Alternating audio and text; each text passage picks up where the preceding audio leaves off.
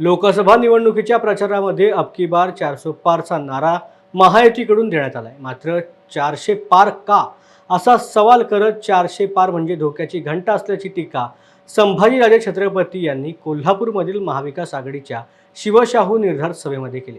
दरम्यान कोल्हापूर लोकसभा मतदारसंघामध्ये महाविकास आघाडीकडून श्रीमंत शाहू महाराज छत्रपती निवडणूक लढवत आहेत. याच पार्श्वभूमीवरती प्रचारात महायुतीच्या नेत्यांकडून छत्रपती घराण्यावर जोरदार टीका होत आहे. यावरही संभाजीराजे आक्रमक झाल्याचं पाहायला मिळालं. अनेक जण शाहू महाराज आणि छत्रपती घराण्यावर टीका करत आहेत, मात्र आम्हाला काही फरक पडत नाही असं संभाजीराजेंनी म्हटलंय. यावेळेला गडकोट किल्ले आणि मराठा आरक्षणाविषयी होणाऱ्या टीकेलाही संभाजीराजे यांनी सडकून उत्तर दिले. मला आपल्याला मुद्दाम सांगायचंय की 400 पार, तुम्ही केव्हा विचार केले 400 पार म्हणजे काय?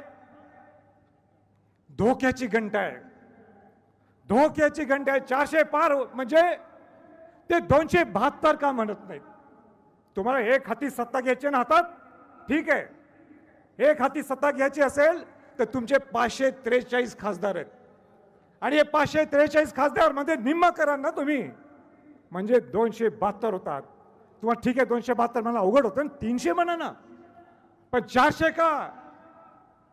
हे बंधू भगिनींनो तुम्ही समजून घ्या. 400 पार म्हणजे संविधान त्यांना बदलून टाकायचं आहे. त्यांना कायदा दुरुस्ती नाही, कायदा बदलायचा आहे. बाबासाहेब आंबेडकरांनी जे संविधान आपल्याला लिहून दिलेलं आहे, जे संरक्षण सगळ्या जातीतल्या लोकांना, सगळ्या धर्मातल्या लोकांना लिहून दिलेलं आहे, हे मोडून काढायचं आहे. म्हणून हा 400 पार आकडा आहे. सतर्क व्हा सगळेजण. आपण ही ऐतिहासिक निवडणूक आहे, हे दिशा दर्शक ठरवणारी निवडणूक आहे. मी जास्त बोलणार नाही, अनेक लोक बोलणार आहेत. मला अनेक लोक छत्रपती घराण्याची टीका करायला लागलेत, विद्यमान छत्रपती शाहू महाराजांची टीका करायला लागलेत, पण आम्हाला काही फरक पडत नाही. आम्हाला काही फरक पडत नाही. हो, आम्ही कोण? आम्ही कोण? आम्ही कोण?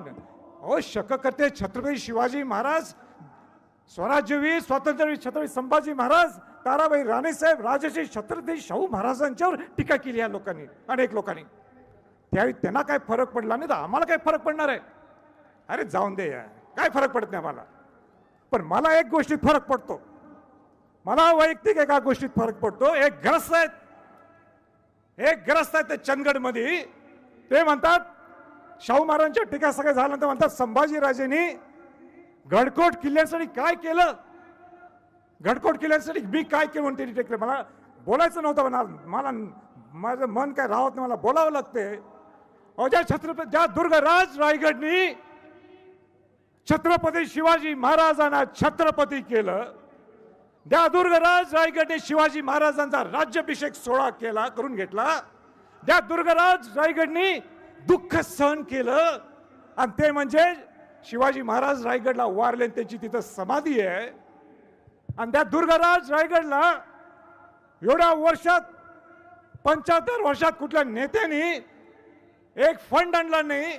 या संभाजी छत्रपतींनी जाऊन रायगड प्राधिकरण स्थापन केलं आणि 650 कोटी हा फंड तिथं आणून किल्ला आणि परिसर. आणि हा ग्रस्त चंदगडचा मला म्हणतो काय केलं संभाजींनी गडकोट किल्ल्यासाठी.